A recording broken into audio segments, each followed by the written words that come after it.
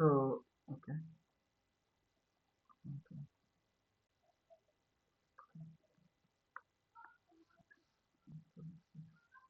Hello, can you hear me? Yes, sir. Okay, no, that's good. So I'm making the,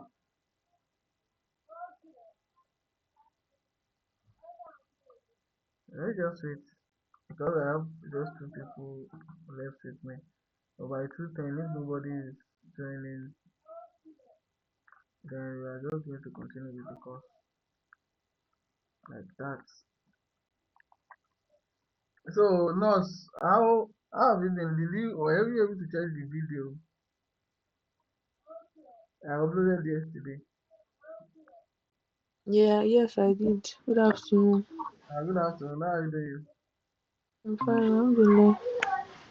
I hope it's not me getting notices because I'm trying to get feedback about it so that I know how to adjust it to what you'll be able to relate with because there is no use of just sending something that people might not really be getting. So please don't always send the review at times if you have anything and recommendation about either the video or the class.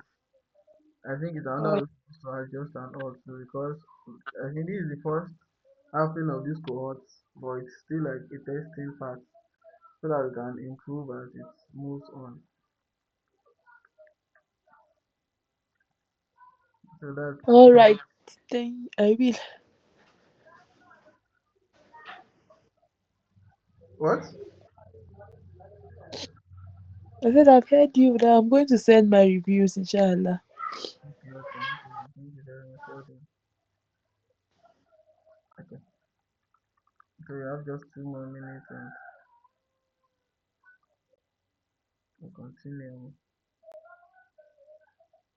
Okay, make it recording.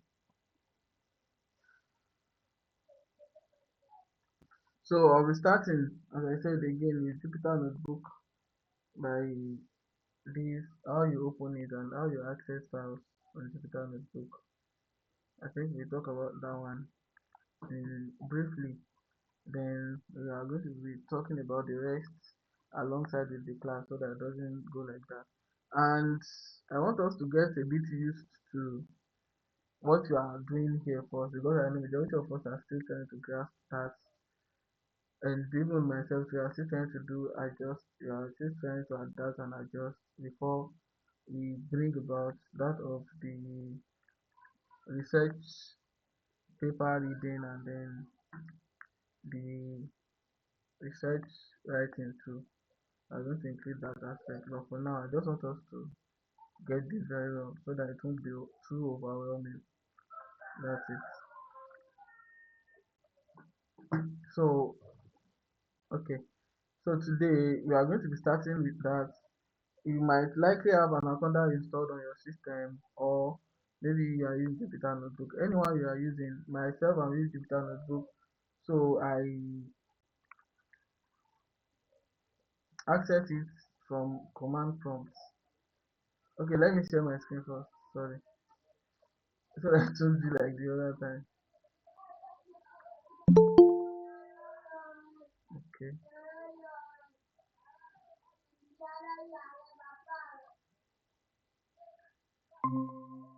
Okay. So I'm sharing my screen first. I hope you can see my screen, right?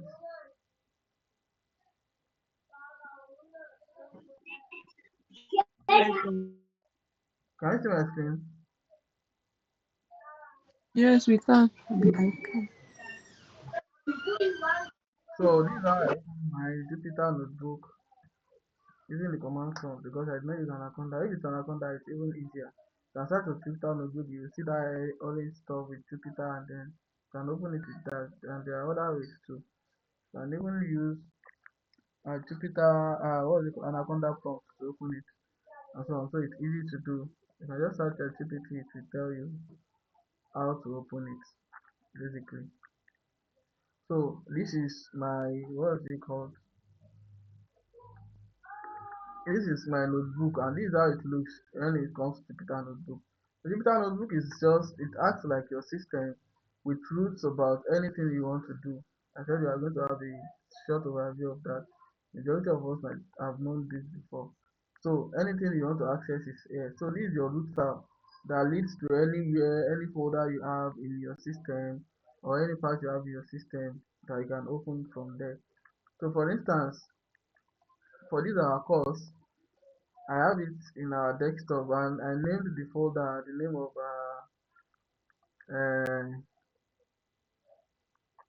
Mrs. Yetunde because she's the convener. She started the course, so that's why I named the folder. So I moved from the root folder to desktop where I have most of my folders, and then I have to come here to where I have a name, and then these are the files that are close to where I want to open, and then I can click on it like that and I see it there.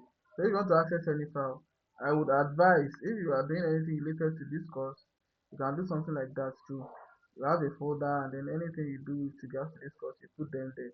So that if you want to open it, you know where to go to open them. Now, if you can see this now, these are new version. Maybe your Anaconda might be old version. Maybe you want to install another one.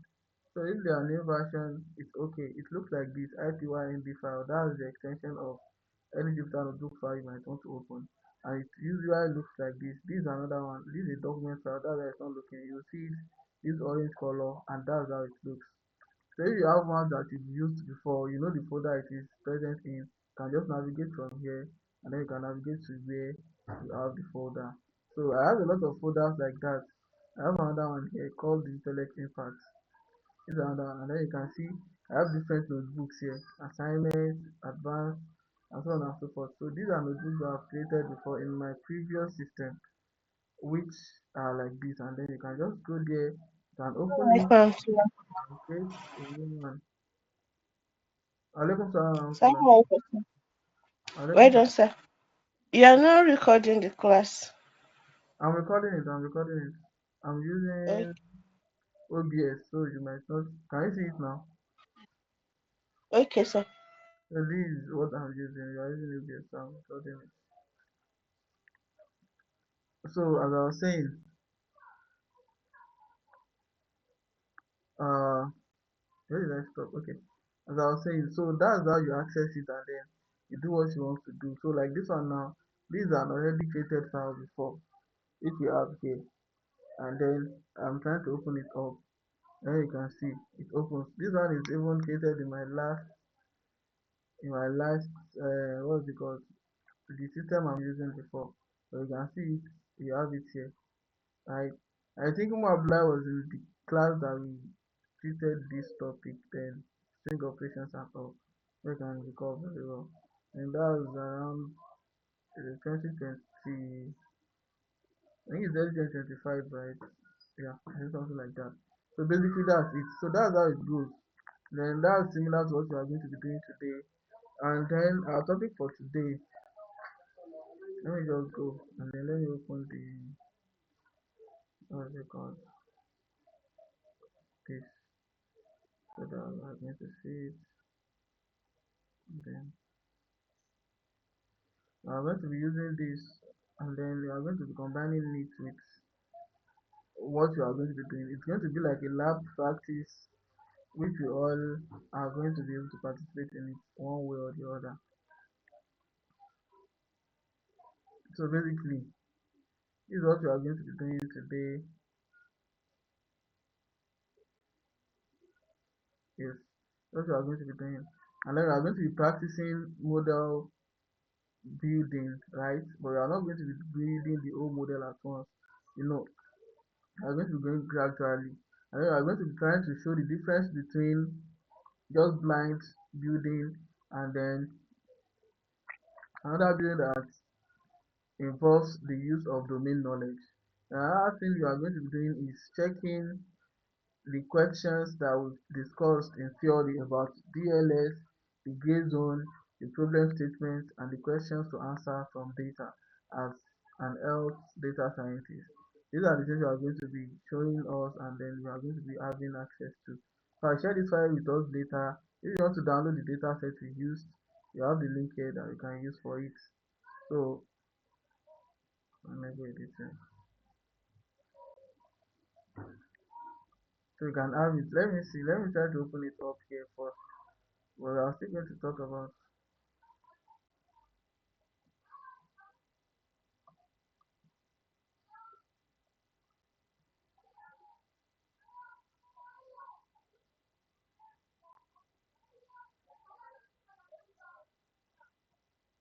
Okay,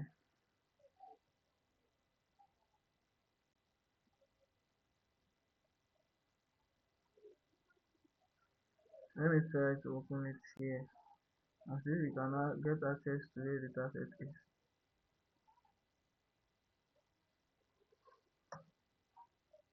Okay,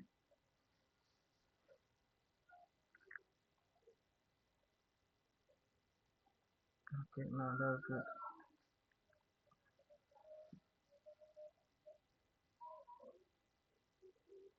Now, I'm just setting this up one after the other. So these are just setting up. So let me go to my notebooks here too before we dive in fully into it. So these are desktop, and then I'm going to be having this, and then we are going to be having the first one. So we want to compare two notebooks today.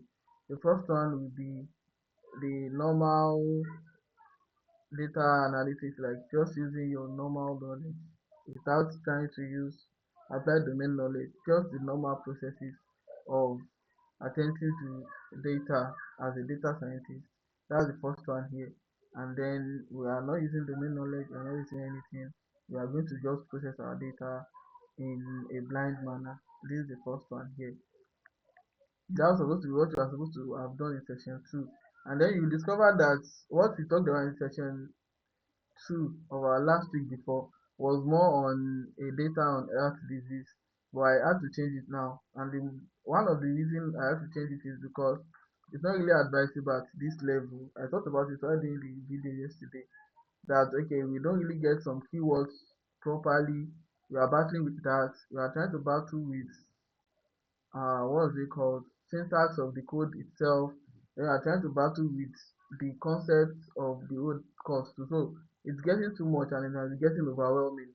So that's why I decided okay, let's just start with very very simple data first, and then as we get under master some steps here about the data science project life cycle, as we start mastering some steps and then we are getting used to how it is done, we can be introducing the data part of it, like the keywords that are used in health domain and so on and so forth. So this is the first one, and then we have it here. And you can see from this notebook, there are a lot of things to do. We are deliberately running this one in a blind way. Okay,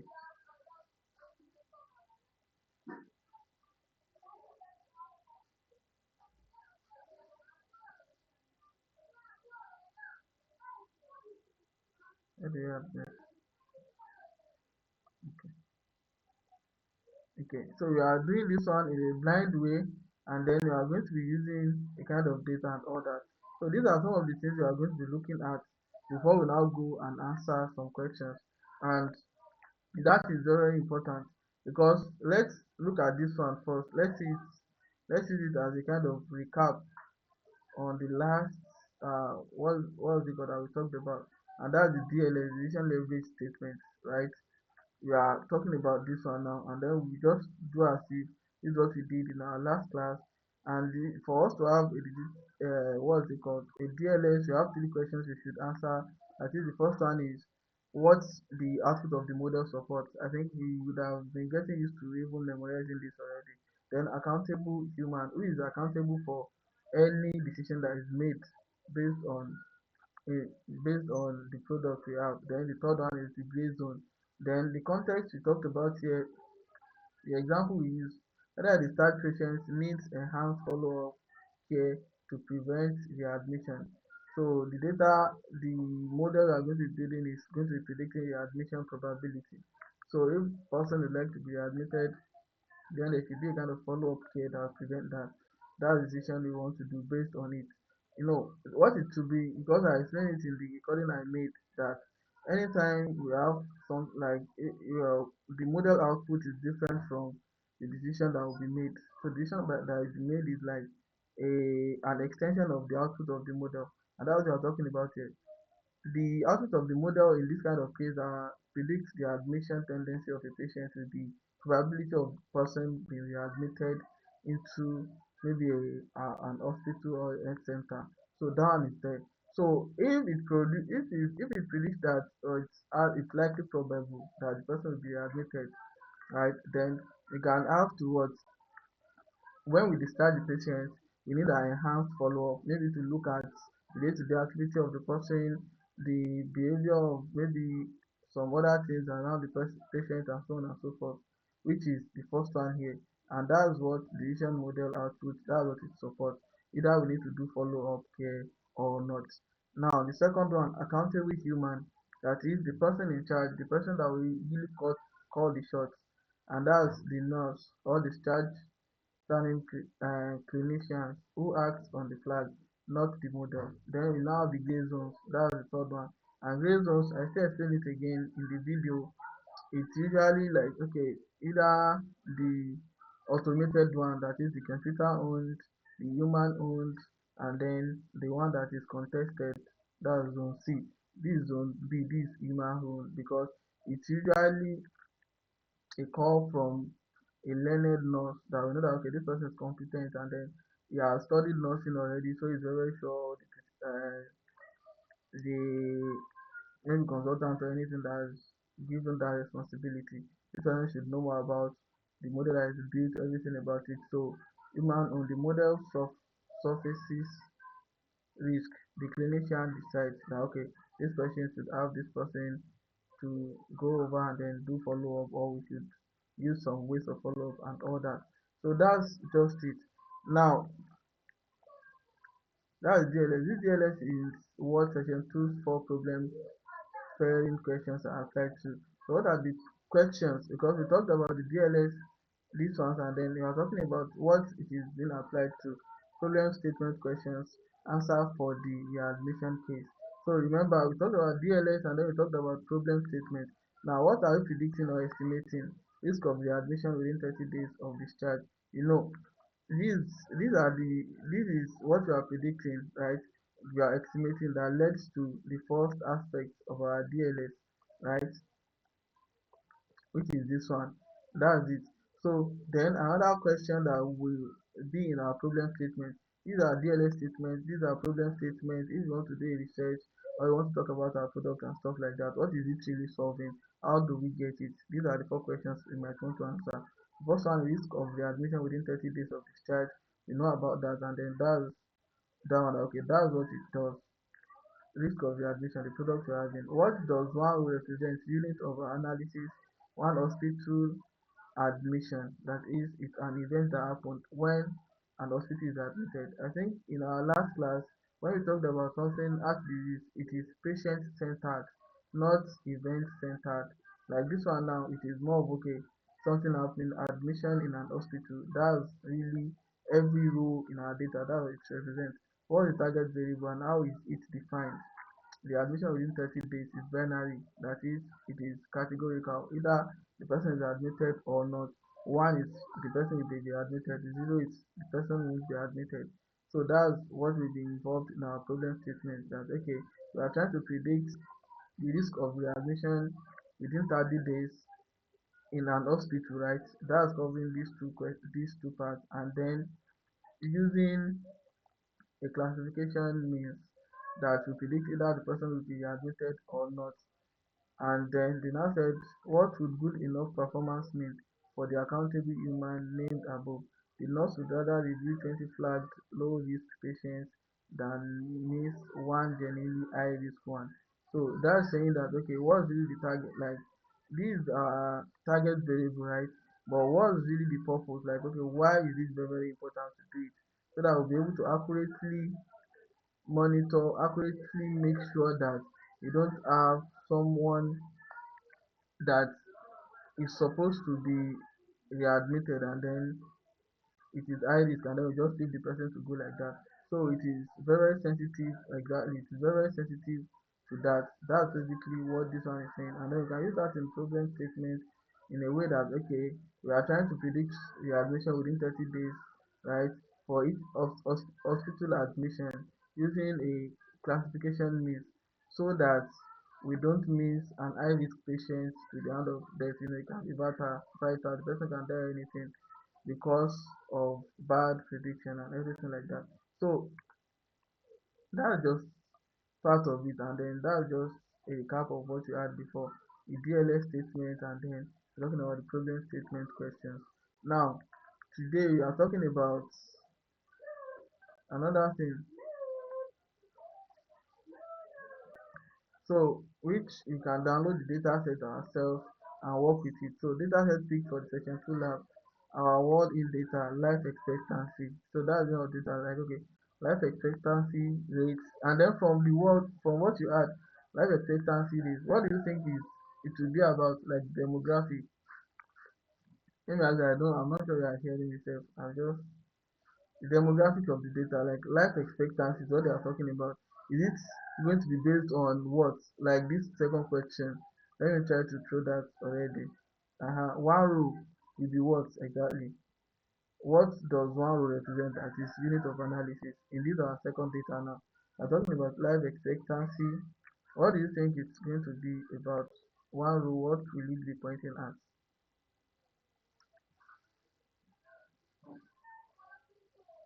Patient recording. Patience. Patient record.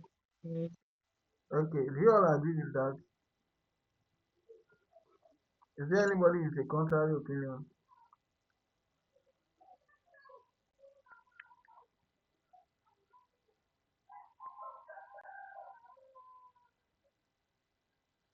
Are we all good with patient's record, that is, it will be based on each patient? I don't know. Is that my own view? What? I said it's my own view. Like that's what I think. Yeah, exactly, that's it, exactly. So you can, I hope you all have some jota, you might have to jot some things down before the Yes. end of the whole class. I think that's very, very important to talk about. So they are talking about this one, and then no accounts, no credentials and all that. That's about that. So while the data set, I'm going to share all this one with us, and then we are going to be looking at it. So the next thing we are going to be checking is how does it look like? This is where the data set is. But if you click on that link, if I say it to you, it will just take you to download it like straight away. It won't even be showing you this. So I remove the CSV, that's why you're having this. So you can see a little information about the data set here. So periods period life expectancy is the number of years that average person born in a certain year would live if they experience the same chance of dying at each age as people did that year. So that's the information that is giving us. And we can have the table, can have more information. Long run data. So data source, Riley 205. This is from a publication. You can see unit here. This is from 1543 to what? In 2023. 2023. So last updated is 2023. Hmm. 2025, and then they will update it again by 2026. So they used to update it every year. So I think they've Mm. updated it to 2025, and then they will still continue updating it. So across the world, people are living longer. In 1900, the global average life expectancy was 32 years. By 2023, this had more than doubled to 73 years. So that's what you are getting here. If you are going to be looking at, and then you are going to be looking at one or two things, either to dispute this or to affirm with this. Now, countries around the world made big improvement and life expectancy more than doubled in every region. This wasn't just due to falling child mortality. People started living longer at all ages. So a lot of talks about this life expectancy and all that you can see here. Frequently asked questions, data source, and so on and so forth. So that's what you are seeing here, and then most of it you have like the graph that's showing uh, what is this? What are these that are seeing here? It's showing Oceania. Those are like continents, right? We have Yeah. the world, we have Africa, Asia, Asia, America, America. Europe, and Oceania. So there's something interesting here already. That's the fact that these worlds, right? World is the fourth here, and then it seems to be the world average till 2023. And if you have to look at the world average in 2023, it's showing that it is far higher than Africa's average in 2023. Are you getting what I'm trying to say? Majority of them are 70 something, 79, 79 for Oceania, Europe, America is 77, Asia is 74, world average is 73, while Africa is 63. So it's like far behind the rest. You can see them, that's world, and then this is Africa. So from the top and all, but let's not get carried away with this. So this is how the table looks like. So you have the country name, and then you have the year. These are the basic things you are going to be treating. So you really don't need to try to understand what is it called, the context. Try to understand the context. So you can see it here. So that's something like we are going to be seeing and be looking at. But from this one now, we are seeing one or two things that we might actually take home, and then we are going directly from here, based on our time, to the notebook. So you can have access to this. I can share the link again to the group so that you look at this very well to understand So it are you better. saying Nigerian zone? You can see Nigeria zone. We are going to look at Nigeria zone in our what is it called? So this is Nigeria. This is Okay. 54.5. And it's even less compared to that is 2023. It's even less compared to the Africa's average. So it's better than the Africa's average. There are some countries in Africa like 100 before I die. 2. And there are a lot of things that affect it based on domain knowledge. We are going to be talking about them. So because of our time. Now, this is the week one, and then we have another notebook we are going to be looking at maybe in our next, when we take a break in our next starting point. But by the end of this one, you should be able to talk about 18 or 2. Now, using this one again to do a bit of an explanation on Jupyter Notebook itself. This is a markdown file, and it's usually used for making notes. You want to write something that is not code, you use markdown. You have code, you have markdown, you have raw. So these are the two that you are going to be using most of the time. I don't even use this raw at all. So markdown is this one, you write something that people might be able to understand. Like, okay, you comment on what you want to do, and write them here, and that's what is done here. So you have either the lesser the number of asterisks, the bigger the font for the header. So this one is header level 1. That is, it is very, very big. This one section 2 notebook will be far, far bigger than purpose of this notebook. This is like level 3, 1, 2, 3. So level 1 is usually higher than level 3, and then it gets to level 5. It's the sixth level that is just a plain text like this one, which won't be anything. So this is a markdown. And then this one too, like you can see double. Okay, this is arch symbol. This is asterisk. Double asterisk makes it bold. That's what you are seeing here. Double asterisk to make it bold, like this one and this one. These are how you write markdown to put comments in your notebooks. And then if you run it, you are going to see. You can see this one is far bigger than this one. While these ones are thick, they are strong, or bold exactly. Using in a bold way. You can see it here and here. Basically, that's it. You can see it. That's what you have in here. So that's a bit about Markdown. You might be using it a lot. You'll be seeing it a lot too. So this one is a Markdown here. You can see it here exactly. So this is level 2 header. That's it. It's not as big as level 1, but it's far bigger than level 3. So this is the first thing we are doing here. We are importing our pandas package. And I explained it earlier in our course. Okay, pandas is just like what you see in UCI ML repo, which I explained in that video. So it's a package too that contains a lot of similar functions that are used to perform a similar task. So pandas is like Excel actually, but it's a bit more powerful than Excel, and they use it for data processing and then analysis. That's what they use pandas for, just like how they use Excel. So it has a lot of functions that are used to perform that. If you want the data to be in tabular format, rows and columns, if you want to get some things like the aggregate of data, you want to do the pivot, you want to bring out just one thing from the data, you want to fetch something that is not in everything, and so on and so forth. That's when you use pandas. Then this second one, this is another another package and we call it matplotlib. So under matplotlib, it has another module under it that is saying pyplot, that is Python plot, something like that, as PLT. So matplotlib is a very big library too. I think it's present in both Python and R also. And then you use it for plotting and then we import it as PLT. This is just like an alias, just like we are saying AKA something, so that we won't be writing something too long. We just shorten it. So, they said programmers are lazy and that's it. So instead of writing six letters word, you write two letters. Instead of writing all these letters word, you write just three letters. So that's what these are.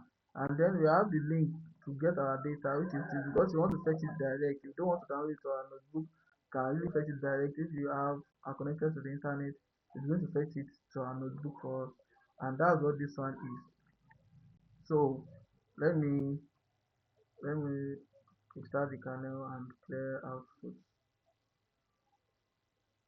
kernel also. So exactly. So that's it. So we don't have anything so that we don't need one after the other to get. It's not too much, right, to run. So that's what we have here. So we are going to run this now, and you can see the URL is what we are going to be with the CSV file with our pandas, and you can see that's why we have this, because we want to return a CSV file to these our pandas to read for us. And then the storage option here is because if you just run it like that, the website, pandas has a way to access the website and then get something from the website. But most of the websites usually don't want pandas to get something from them, because it might be a bot and then it might be consuming their resources too much, linking like connecting to them and consuming their resources constantly. This might prevent any other person to have access to it. Just like, okay, you have a robot that the only thing it does is goes to the site and take their resources and now consume space that another person that really wants to do the normal thing to get access to it. So that's why it at times does not allow pandas to work on it and read data from it. So that's why we are using a decoy, and then we just make it to be like a web, what's it called? A web application, just like your Chrome, exact Chrome browser. So we are using Mozilla browser, and so it will look like a Mozilla when it gets there. Meanwhile, we are still using pandas to read data from it. And then we are going to print this to check the shape of the data, and then we are going to see the initial rows of the data. So that's what they are. So this one is the link we are going to use, and that's what we are supplying here. We used to call this a variable and then variable name. So this is the code we wrote to be our variable from here to here, and then we give it a name. From here to here is the code, that is the link to the site that we have the data set in, and then we are going to assign it to this variable, and that's what we run here. You can see URL, which is going to be assigning this to this. So if you check the URL, it will access it like it is a Mozilla Firefox browser, and that's when it can be able to get the file. And if you save the file here in this variable named df like data frame, then we are going to print the shape, that is the rows and columns of the data we are getting, and then we are going to inspect some top columns, like top 5 columns or so, top 5 rows, yeah, top 5 rows or so. That's it. So if I run this, it's going to take a while because it will import all this, and then you can see. So it is saying what we have 21,565 rows, and then we have 4 columns. What are the 4 columns? We have entity, we have code, we have year, and we have life expectancy. So you can see entity here started with Afghanistan, and then you can see all these ones are Afghanistan, because Afghanistan, it started from 1950, 1951, 1952, and so on and so forth. That's the head. We are only checking for the first 5 rows to know how it looks like. So around that 1950, Afghanistan, their life expectancy was around 28 years, 28, 29, 29. You can see it's very, very low. Then we are still going to be talking by before the end of this class why we have something like that. Let's look at the tail and see. Oh, I'm importing again. So the tail is Zimbabwe. You can see it here. Then you can see 2019 to 2023. And it is in 60 something. That's it. So that's the last 5. That's what the tail is. And then you can have the tail to be up to even 50 rows, and then That was last 50 rows. You can see even the top two can be up to 50, right? So you can see from 1974 when it is 58 years and then it's climbing up a bit and a bit. It goes back from 60 to 51, 53, 52. That's around 1994. Then 48, 47, 46 around 1998. Then we have even 45. You can see these are some things you are seeing yet, but that's not where you are going. So let's just leave that.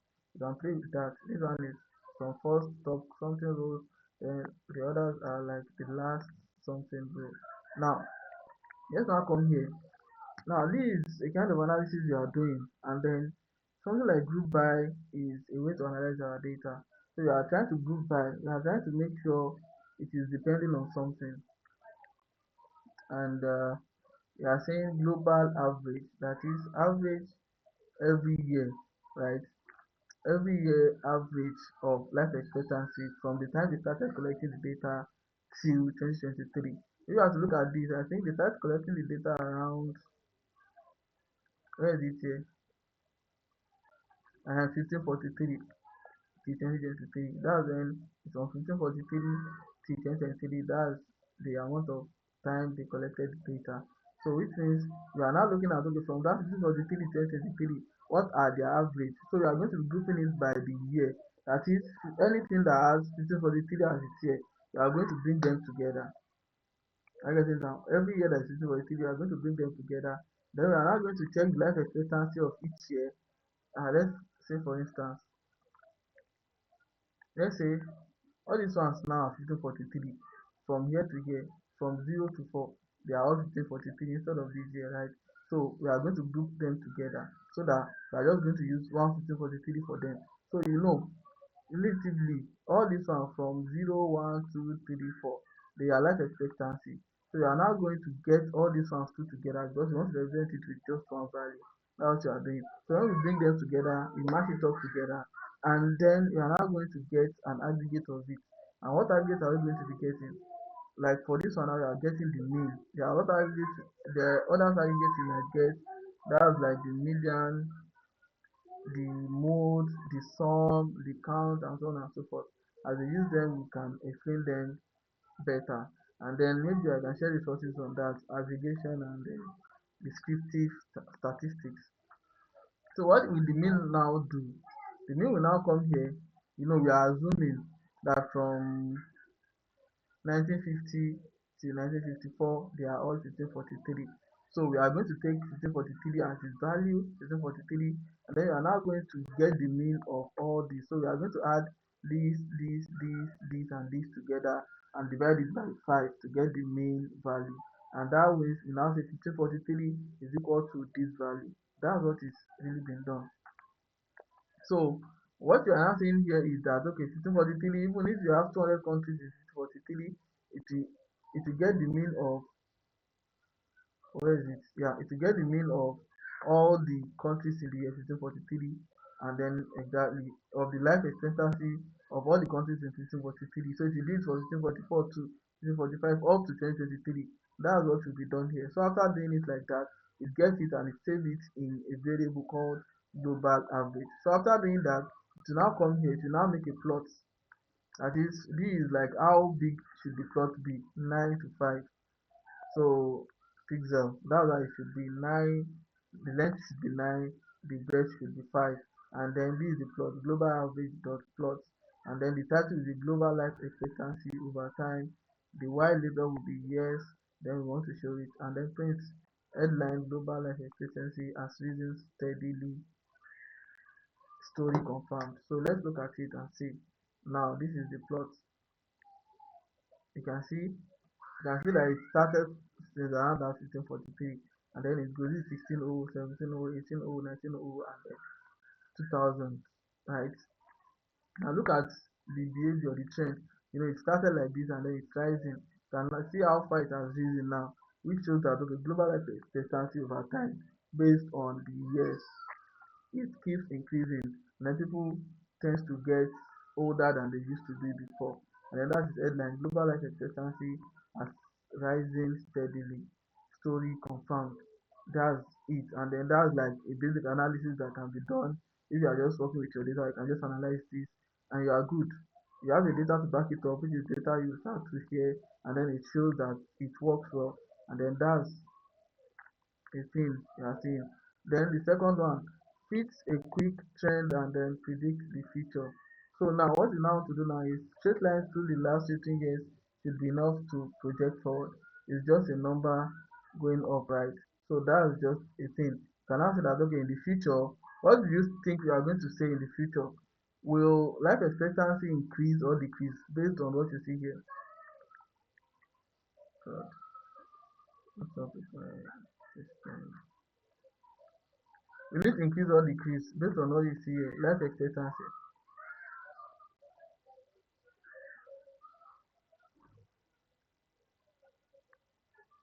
Anybody?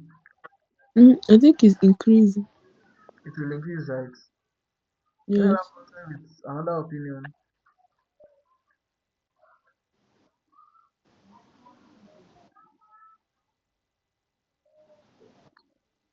Are we all okay that it will increase?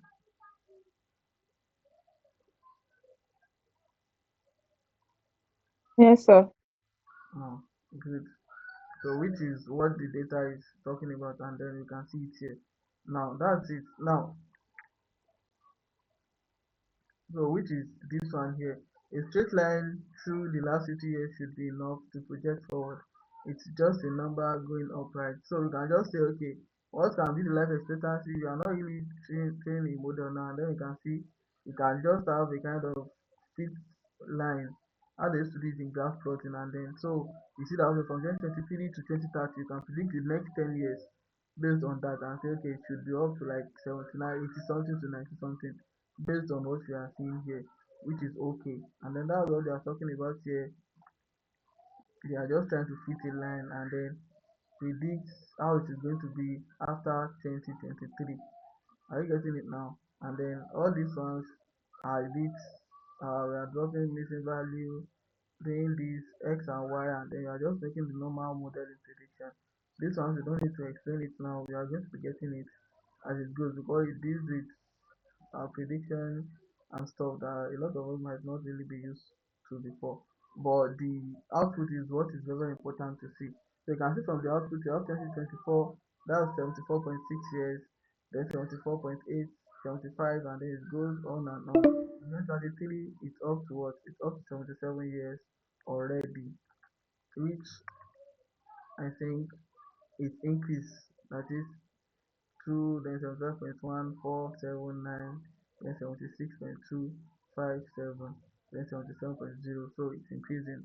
So slope is 0.270 years of life expectancy gain per year, which is positive. That is, people are going to be living longer. That's what we are saying. Now, find the most interesting country and explain it in one sentence. So that's the next thing we want to do. Now, what is something that is interesting that I can find from here? Then let me run this one. And that is when there is difference in life expectancy. Which country do we have a year on year change in their life expectancy? That is it like okay, it had a very sharp increase or a very sharp decrease in life expectancy. That's what we are trying to check. And here we are just getting the biggest drop. And then what we did here is we sorted the value of entity. Entity is like countries, right? Countries are entities. And then here so after sorting it, now try to look at, remember, these are entities, right? Then these are the countries. Entities are countries. Then here are the year here, right? So what are we now doing? Now group, we sort it by entity and year. So if you have Afghanistan, Afghanistan will start with the first year, 1950, then Afghanistan again, 1951, Afghanistan 1952, until we are done with all Afghanistan. We go to the next country, maybe Albania or something, and then Albania 1950 or 1920, Albania 1981. That's how it goes. That's what this one will do. You sort it in ascending order. So now, after sorting it, you are now going to generate year on year change.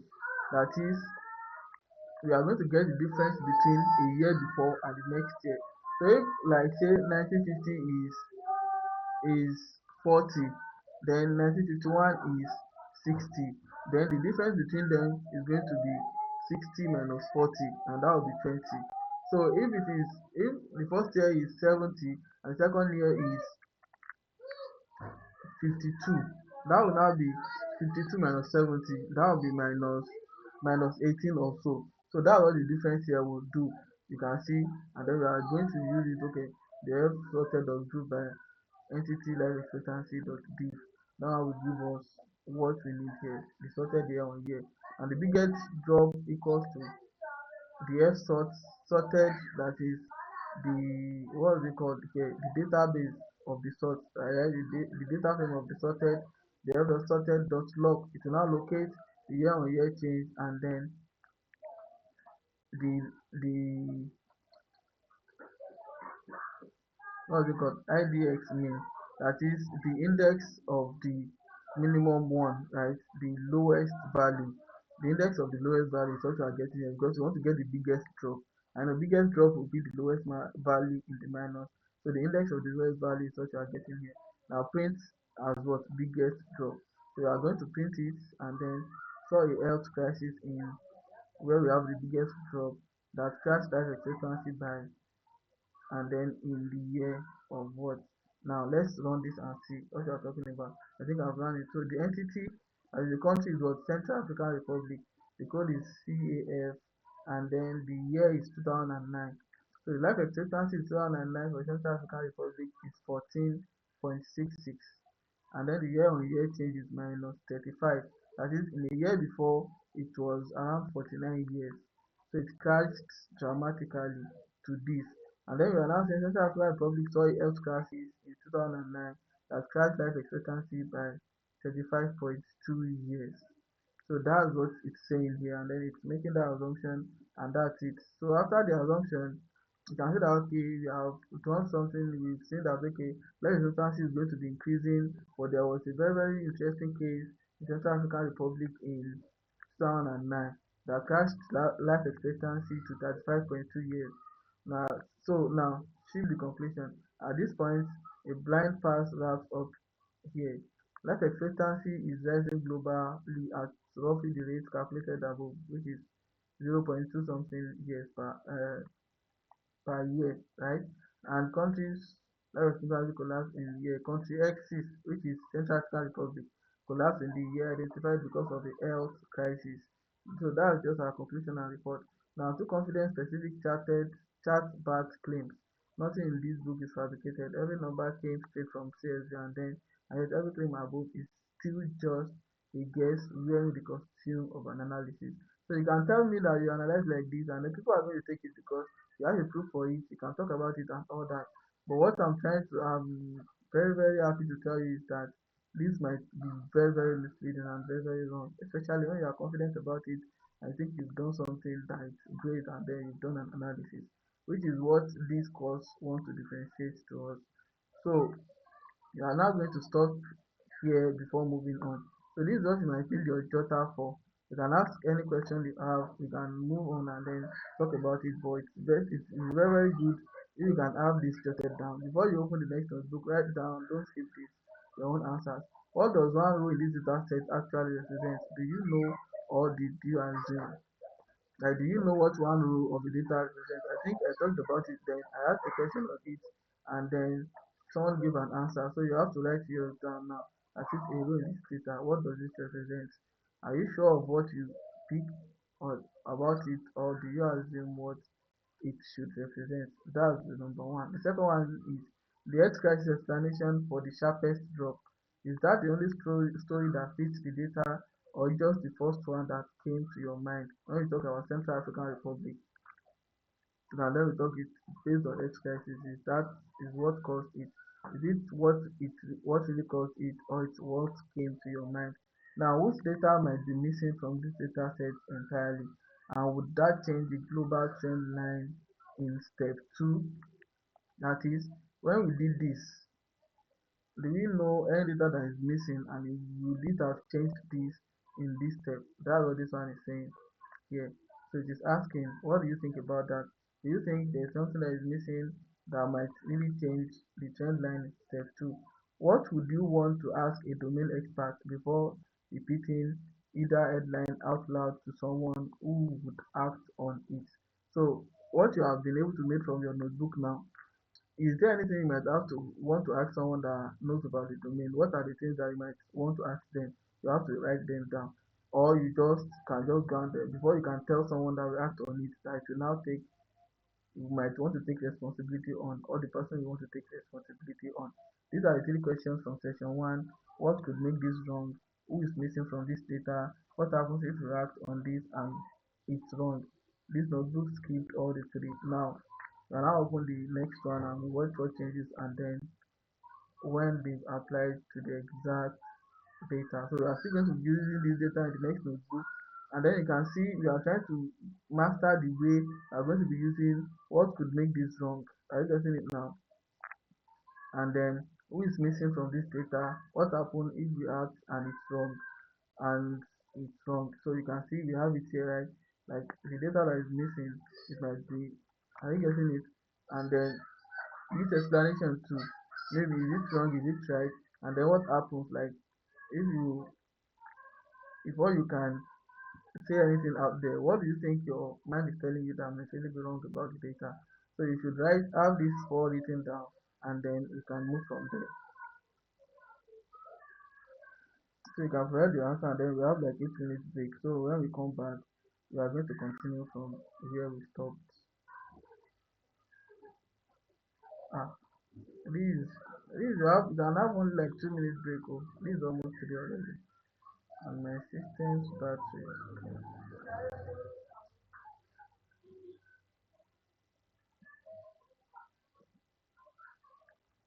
Do we understand that? Do you have any question based on this that you were told to write?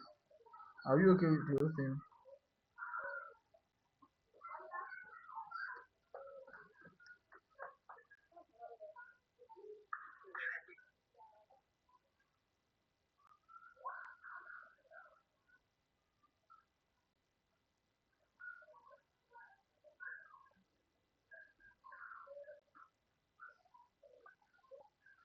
Can we stop this class now and then you join in, like, because of my system's charge? Maybe I'm going to try to join again and then you can continue. We are send another link if this one is not going. In the next 2 minutes. Are you okay with that? Okay, sir.